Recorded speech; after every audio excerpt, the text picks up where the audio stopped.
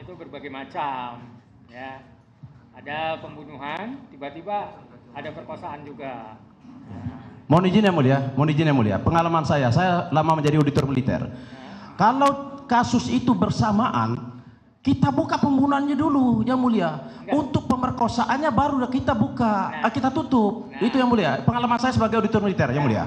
Tanyakan ke ahli, bukan ke saya. Nah, ya enggak. Tadi mau izin. Tadi yang mulia mengatakan itu memang ada persnya, ada bisa tutup. Tidak. Kalau untuk 340, sepengetahuan saya harus terbuka. Mesti terbuka. Sementara untuk yang terpidana sekarang ini itu tertutup. Itu satu. Saya nanti minta tanggapan dari saudara ahli.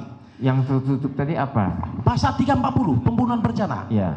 Berarti persidangan itu satu tidak? Enggak, Salah. Sampaikan ke ahli, Izin yang dalam mulia. persidangan itu Izin yang mulia. tunggal 340 atau Oke, yang mulia. Izin yang mulia. Yang mulia. Mohon izin. Saya rasa pemohon itu tidak ada relevansinya dengan penonton praper ini dan. Oh, mohon izin yang mulia. Ini ada hubungan sama perkara klien kami. Sebentar. Pokoknya kita akan mencatat apa yang terjadi di persidangan, nanti terkait dengan relevansi atau tidak relevansi dalam putusan. Siap. Kalau Sangat bijaksana. tidak relevansi kita singkirkan. Siap, yang mulia bijaksana. Siap. Tapi juga harus tidak keluar kemana-mana ya. Tapi ini yang mulia ada hubungan sama perkara klien kami. Klien kami di ini. Oke, yang mulia. Ya. Baik saudara ahli. Ini di dalam putusan pengadilan. Saya sebutkan namanya. Waktu malam tanggal 27 Agustus 2016, saudara Andi meminum minuman keras. Setelah itu dia menceritakan kalau mereka ada masalah sama geng motor ektasi. Nah, ini yang saya tanyakan di sini yang ini saudara saksi. Apakah kedua orang yang menjadi motor dalam kasus ini oleh Polda dikatakan fiktif? Izin majelis hakim, izin yang mulia. Kaitan untuk ahli yang ditanyakan kaitan masalah undang-undang beracara. Demikian ahli. Mohon izin yang mulia. Gimana pertanyaannya? Ya, ini ada hubungan sama klien kami. Karena di dalam DPO itu adalah Peggy alias Peron. Sementara klien kami Peggy Setiawan. Peggy Setiawan dijadikan tersangka dalam perkara ini, itu loh. Sementara dua orang yang menjadi proaktif dalam perkara ini dikatakan fiktif.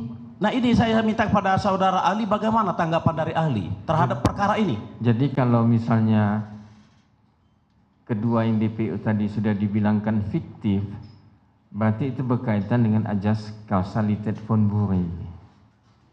Berarti salah penilaian dari penyidik sampai dibilangkan itu fiktif. Jadi penetapan sebagai DPO itu otomatis salah. Kenapa dia sekarang bilangkan fiktif? Jadi penetapan dia sebagai DPO awalnya itu sudah punya kesalahan atau legal prosedurnya salah yang dilakukan oleh penyidik. Jadi begini yang saudara saksi, yang saya tanyakan, saudara ahli, ya. Berarti kalau dua orang yang berperan dia melakukan pemerkosaan, ini dalam putusan pengadilan saya baca, ya. Dia yang sangat berperan di dalam itu dikatakan fiktif, sementara Peggy Peron hanya katanya menusuk menggunakan samurai dan penyebab kematian bukan hanya karena samurai. Berarti saya katakan, berarti ketiga orang tersebut adalah fiktif dong. Tidak usah dipermasalahkan lagi, gitu yang saya tanya. Gimana menurut ahli?